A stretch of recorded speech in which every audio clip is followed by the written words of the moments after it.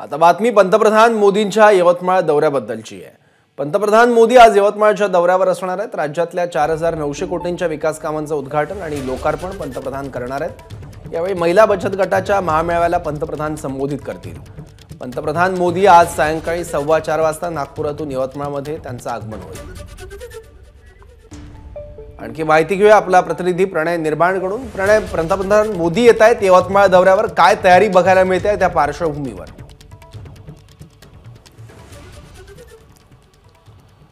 नक्की सौरभ, राज्यातील सर्वात मोठा महिला मेळावा आज विदर्भात यवतमाळ मध्ये पार पडणार आहे आणि या मेळाव्याला पंतप्रधान नरेंद्र मोदी हे संबोधित करणार आहे। जर आपण तयारी जर बघितली तर जय्यत तयारी या ठिकाणी करण्यात आलेली। तब्बल 6 मोठे डोम या ठिकाणी उभारण्यात आलेले आणि स्क्रीन सुद्धा मोठ्या प्रमाणात या पेंडॉलमध्ये लावण्यात आले, जेणेकरून प्रत्येक महिलेला पंतप्रधान नरेंद्र मोदी आणि समोरचं जे मंचक आहे ते दिसलं पाहिजे। खूप मोठ्या प्रमाणात आसन व्यवस्था या ठिकाणी जवळपास केलेली। अंदाजे 2.5 लाख महिला या मेळाव्याला येतील असं प्रशासनाच्या वतीने सांगण्यात आलेले। आणि पंतप्रधान नरेंद्र मोदी यांच्या हस्ते महिला बचत गटांना विशेष निधी आणि मोदी आवास योजनेच्या लाभार्थ्यांना धनादेश आणि नमो शेतकरी महासन्मान योजनेचा जो दुसरा आणि तिसरा हप्ता शेतकऱ्यांच्या खात्यात जमा करणे, तसंच PM किसान सन्मान योजनेचा जो 16वा हप्ता आहे जो शेतकऱ्यांच्या खात्यात वितरित आज पंतप्रधान नरेंद्र मोदी यांच्या हस्ते पार पडणार आहे।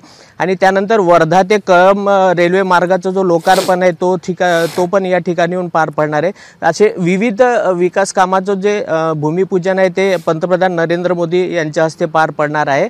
आणि विशेष म्हणजे 4:30 वाजता पंतप्रधान नरेंद्र मोदी यांचं या ठिकाणी आगमन होणार आहे। त्यानंतर 4:30 वाजता हा मुख्य सोहळा जो आहे तो सुरू होईल।